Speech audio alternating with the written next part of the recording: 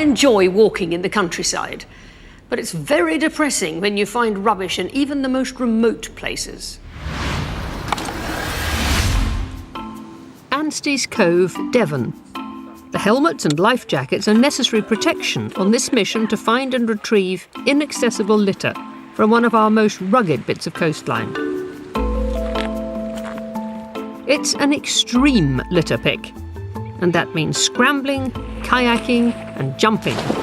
Leading the team of volunteers is professional coasteering instructor Charlie Chambers. We're going to be making our way over the rocks and the boulders, so the general rule is if it looks slippery or if it's green, then it is slippery. Coasteering is an extreme sport. It's a way of getting to bits of the coast that are unreachable by road or foot. If you guys want to follow us, we'll head over this way. A litter reaches the most remote places. As a young person that used the beaches a lot, kind of went swimming and kind of clambering around the cliffs, that you kind of thought, hang on a minute, there's a lot of junk here, there's a lot of rubbish here. Charlie realised that since no one else could reach the litter, it was up to the coasteers to clear it up. We've got some bin bags in here. I've got a bin bag. We'll leave that there, to collect later, So if we'll head off this way if you guys want to follow us, I guess. The lead team heads off to start climbing. The litter they collect will be retrieved later by a second team in kayaks. It's not long before they find rubbish. It's a tyre. The tyre's wedged between the boulders and it's there to stay. That's not coming out. Totally stuck.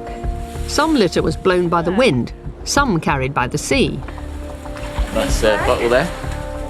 There's industrial waste, domestic rubbish, and stuff from those who depend on the sea for their living.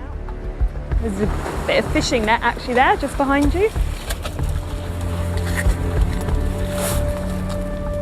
That's not coming out. Quite difficult to get out. Working with the team today is someone with an interest in the effect of litter on marine ecosystems. We reckon that about 40% of the litter that we're finding on our beaches is coming from the general public. That's either dropped directly on the beach or dropped inland and then swept and blown onto our beaches. Sue has witnessed the effect of litter on marine creatures. Well, what I've got here, it's hard to believe, but it's actually a gannet's nest. It's a bird that nests around Pembrokeshire. Every year the RSPB have to go to the island and cut free birds that have been entangled in their nests. And the main reason is that obviously this is so much litter floating out in the oceans that instead of taking natural objects, they're now using plastic to make their nests. The young get entangled in them, and once the parents leave, those young are going to die of starvation unless they're cut free.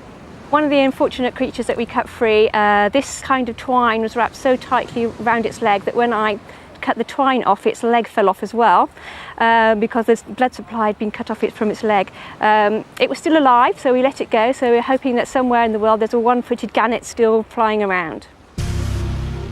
A horrible story, but not surprising. On the rocks, more and more litter is coming to light. It only took a second to drop. Look at that. Now it's costing the coasteering team a huge effort and some personal risk to clean up. If it's not collected, the cliffs will become dirtier and litter will blow back into the sea to pollute some other beach. The first bay has been done. The second can't be reached by foot, leaving the coasteers with just one option. As the coasteers swim towards their final litter location, the kayak team is heading further round towards the end of the bay. Long Quarry Point is a favourite with campers and fishermen, and it seems that inevitably means litter. So what kind of stuff have you found, guys? People obviously come to this sort of area because it's a nice place to come. Unfortunately, they're a little bit short-sighted and they don't see that to maintain that they have to take their litter away with them as well. The point is now regularly litter picked, but even so, there's a substantial haul. We have 1, 2, 3, and 4. It's a fairly small area, so that's quite a lot of litter for a small area. On the way home, the kayaks pick up bags left by the coasteering team. With 8 bags of litter and some larger items collected, Anstey's Cove is a lot cleaner than at the start of the day. But before their well-earned cup of tea, there's one more job. We're about to survey the rubbish, and that's really important so we can find out where that rubbish is coming from. If we know where that rubbish is coming from, we can try and target that source, and hopefully next time we come out and do a clean, we'll see less of that particular type of rubbish.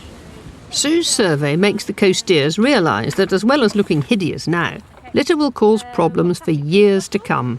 Plastic drinks bottles, these are the type of things, we find hundreds of these actually on beach cleans, and they will eventually break down into much smaller pieces, and then they're very easily eaten by all sorts of animals in the ocean. If the people who carelessly dropped this litter knew what would happen to it, would they treat it more carefully? Aluminium drinks cans will be around for generations. It takes a long time to break down, maybe about 400 years in the marine environment. And as it's breaking down, it turns into lots of little sharp pieces, which is pretty nasty to step on. And again, these can be eaten by animals. The wind and waves smash some litter down, causing new problems. You can just really see how easily it breaks. It takes no force at all just to break it up into tiny pieces. And again, it's something that animals eat very easily. Like all the plastics, it's completely indigestible. This minke whale was found dead on a beach in Normandy. When it was examined, its stomach was full of plastic. Unfortunately, it's not actually surprising that we found that much rubbish. You kind of look out over the rocks, it looks very clean and sort of pristine, but I guess it's like with most places, you sort of scratch beneath the surface and you start looking and you start finding, and then you find more and more and more. Until the message about litter gets through, it will continue to build up in even the remotest parts of our supposedly green and pleasant land.